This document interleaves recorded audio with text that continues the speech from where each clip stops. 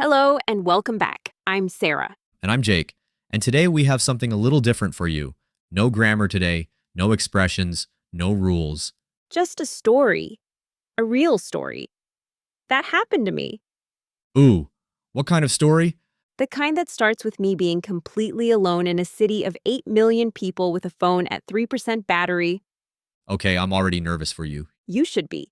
Because I was very nervous for me too. Where are we going with this? New York City. 3 years ago, I got lost. Really lost. I was completely alone. It was getting dark. I had no idea where I was. And my phone was at 3%. Wait, what? I took the wrong subway. Ended up in a neighborhood I'd never heard of. My phone was dying. And I didn't know a single person in the entire city. Okay, that sounds terrifying. It was. It genuinely was. I remember standing on the street corner thinking, okay, Sarah, you speak English, you can figure this out. And then someone walked past me very fast and said something I completely didn't understand, and I thought, I don't speak English, I don't speak anything. That feeling when your brain just shuts down. Completely shuts down. So I had gone to New York for a long weekend. First time in the city, I was so excited. I had a list of places I wanted to see. Central Park, Times Square, the Brooklyn Bridge. Classic tourist list. Very classic. So on the second day, I decided to be adventurous. No maps, no plans, just explore. Which sounded wonderful in my head. And in reality? In reality, I got on the subway going in completely the wrong direction. I thought I was going uptown. I was going downtown. And then I transferred to another line, and I genuinely lost track of where I was. Did you not have Google Maps? My phone was at 3%, and I was trying to save it.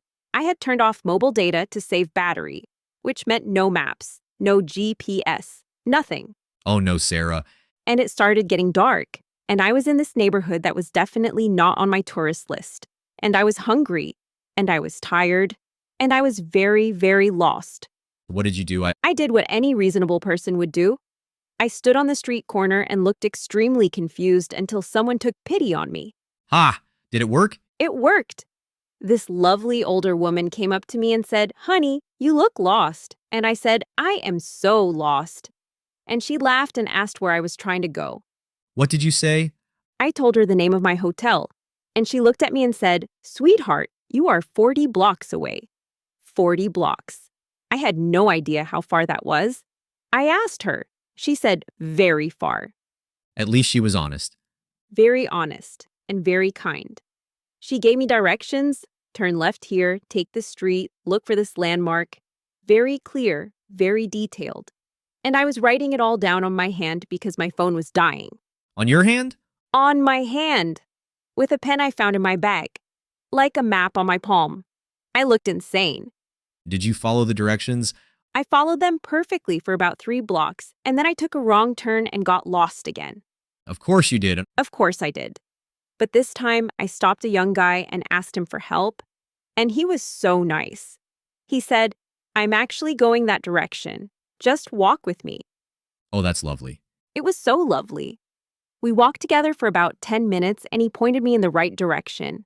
And on the way, he asked me where I was from, how long I'd been in New York, what I thought of the city. Small talk while you were lost? Small talk while I was lost. And honestly, it calmed me down so much. Just having a normal conversation. By the time he pointed me toward my hotel, I felt completely fine again.